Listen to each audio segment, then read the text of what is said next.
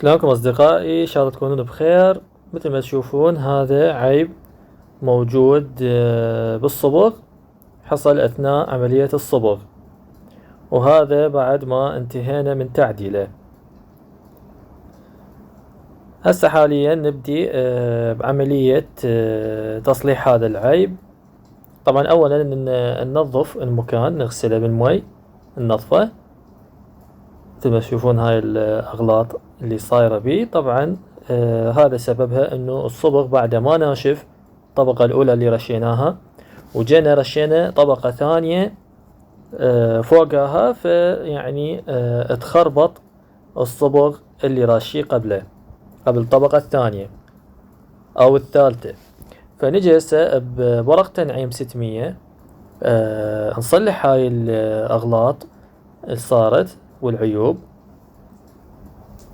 طبعا ورق تنعيم 600 وماء. طبعا هاي انت من ترش الطبقة الاولى لازم تنتظر 10 دقائق، وبعدها تجي ترش الطبقة الثانية. يعني اذا رشيت الطبقة الثانية فوق الطبقة الاولى والطبقة الاولى بعدها ما يابسة، راح يتخرب الصبغ مثل ما شفتوا امامكم شلون صار الشكل. هذا بسبب انه الصبغ بعد ما ناشف وجينا زيدنا الطبقة الثانية والثالثة فوقها، فتخربط الصبغ بهاي الصورة اللي شفتوها. فنحك المكان بورق تنعيم 600 وماء حتى يصير ناعم وعدل،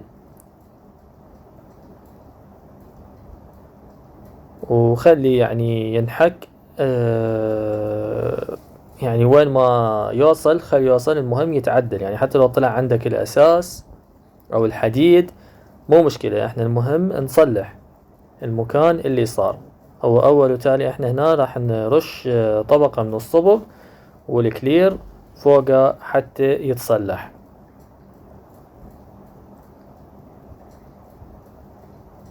ونستمر بهالعملية إلى أن نشوف انه السطح صار ملمسه ناعم وعدل وما بي العيوب تختفي اللي كانت موجودة.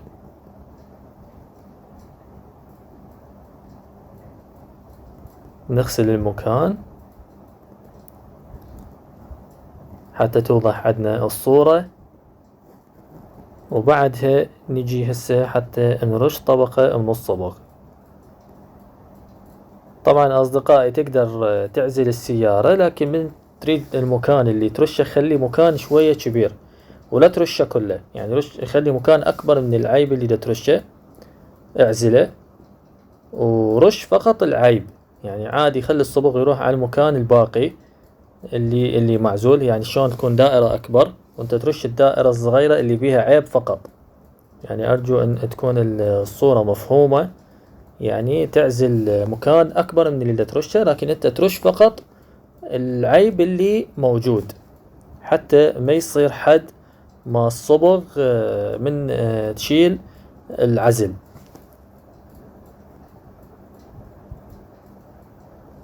أنا طبعا ما عزلت، يعني لأن أني يعني بعدني سيارة دا أشتغل بيها وبعد ورايا بولش، فيعني ما عزلت المكان، فقط جيت ورشيته مثل ما تشوفون أمامكم. طبعا هسه كلير أيضا راح أرشه مثل ما تشوفون بعد الصبغ.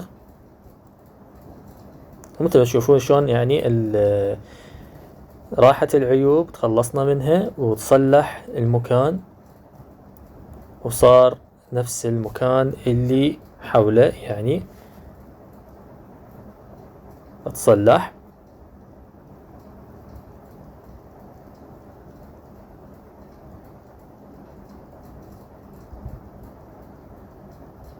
وهذا الشكل النهائي بعد ما تخلصنا من العيوب اللي كانت موجودة.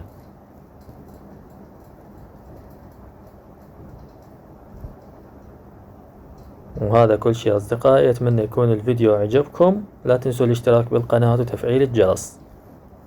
مع السلامة.